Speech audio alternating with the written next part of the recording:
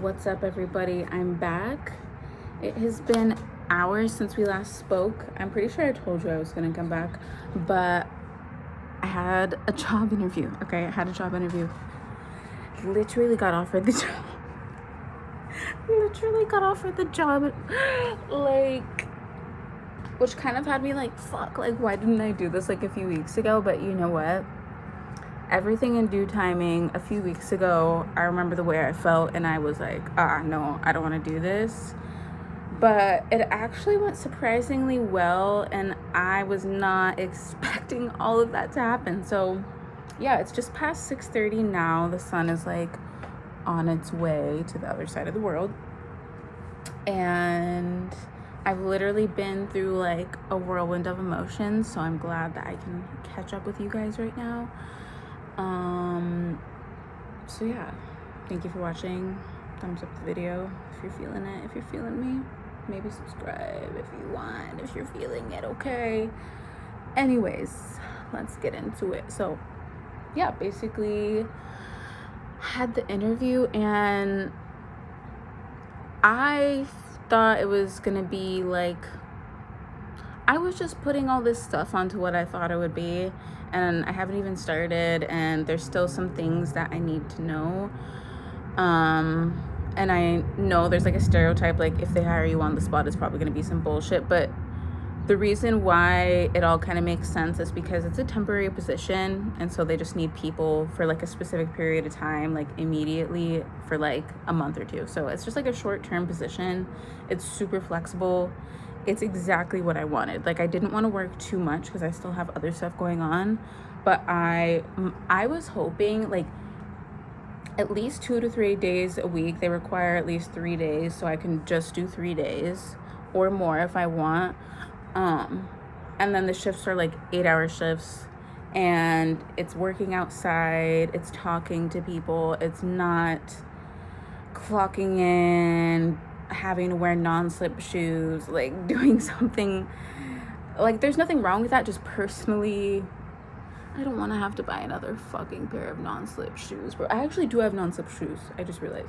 But I don't want to have to wear non-slip shoes at work. Like, it's not my preference. And the pay rate is pretty decent, honestly. So yeah, I just signed up, but it seems kind of like there's just like some tentative stuff going on. And also, I realized, I checked back, I was like, wait, where is the position located? Because I'm pretty sure I thought it was like 15 minutes from here, but then I looked up the zip code that's like on the company, on Indeed. I did find the job from Indeed, yes, I know. But hey, Indeed can come through from time to time. And it's always a good backup option, like when you're just like, fuck it, let's just see what's going on here. But then the zip code, yeah, so the zip code on Indeed was like pretty far, and so yeah, I'm not really rocking with that, but I'm not sure if that's exactly where we're gonna be meeting or anything like that. So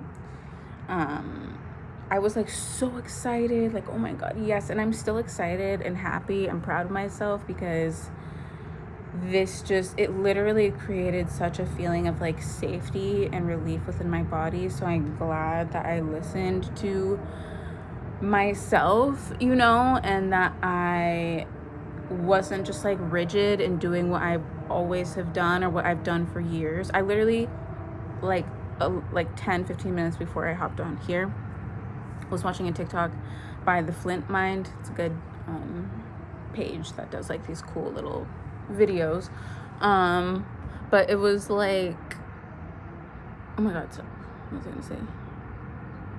The job application, oh yeah, it was basically saying that like you have to be adaptable, like, don't just keep doing the same thing if it's not working.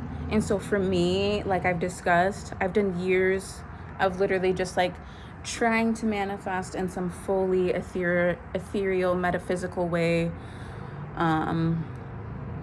unintentionally, without regard to the health and safety of my nervous system and without, I feel like, some other things too, like, and that wasn't really getting me anywhere. And that's what I thought I needed to do, because when I was learning about manifestation, when I was in high school and law of attraction, it seemed like, there's a lot of internal work that you need to do, and affirmations and speaking to yourself, but you can't necessarily just, and I'm not going to speak for everyone. Y'all know I like to give my disclaimer. I never want to be a dream crusher, but you can't necessarily just sit in your room and be like, oh, I'm going to become the CEO of Nordstrom, and like not send any emails, not talk to anyone, not do any networking, like not have maybe a LinkedIn or an Instagram or a fashion like portfolio or a website. You know what I'm saying? It's like you can sit in your room and be like, I'm gonna be the CEO of Nordstrom one day,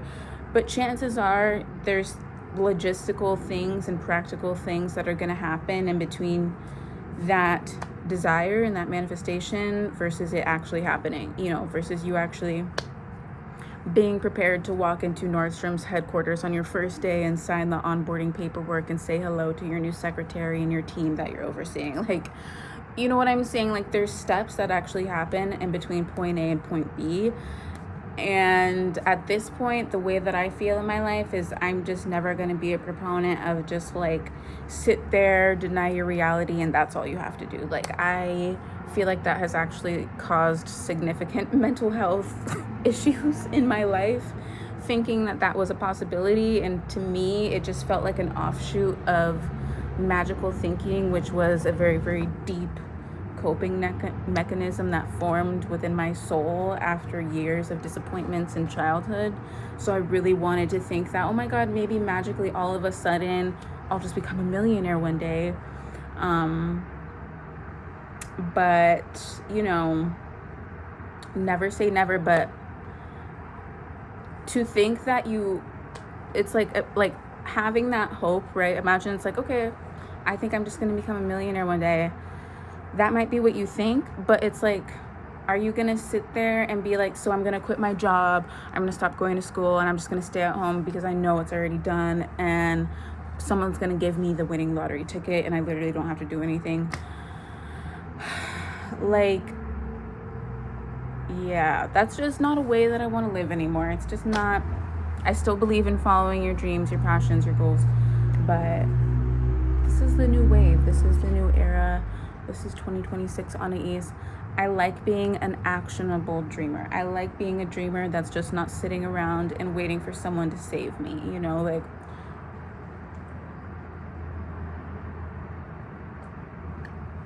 I would love to be in a loving relationship with a partner who's extremely supportive and has the means to be able to help me, but I don't want to be dependent. I don't want to sit around and expect that some magical man is going to walk into my life and take away all my problems. Like, no.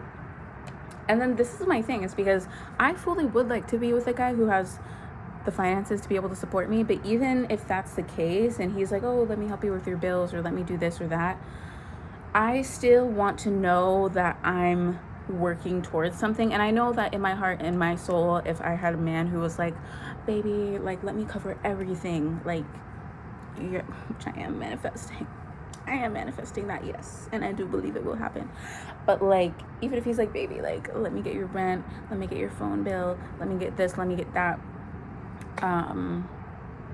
that's fine, as long as he's like, and you can't work, you know what I'm saying? Like, as long as he understands, like, because I feel like even if that happens, even if I have a man who fully wants to give me like the luxurious life and be like, let's say he was like some crazy, like insanely wealthy guy and was like, babe, like, just come to my house, like, let's go on a yacht, let's do this, let's do that. I'd be like, okay, yes, but I just need my 3 days a week to be able to work and make some money for myself, or because I have another business that I've been running, and I'm like, I need to be able to do that, and you can't get in the way of my money. So I am consciously manifesting that type of a partner, but I'm also doing this. And like, what's a better plan? Sitting around just being like, no, I don't believe in working traditionally in that way anymore, and becoming broker and broker, and having to be a burden on family and friends and ask them for money? Or is it, okay, I know in my soul, long term, I do not align with typical workplaces, and it's what I'd rather not do, but for the time being, it's going to give me some sense of stability and support. And I'm more than happy to do it at this point in my life because I'm so fucking proud of the work that I've done. And I am a little bit defensive, but there's reasons behind that. And I think I just need to let myself like express that and get this all out, because like I've said, and I probably sound like a broken record, so I hope you guys don't watch every single one of my videos, because I would probably get annoyed with myself if I were you. But I'd be like, this bitch is constantly saying the same thing. Anyways,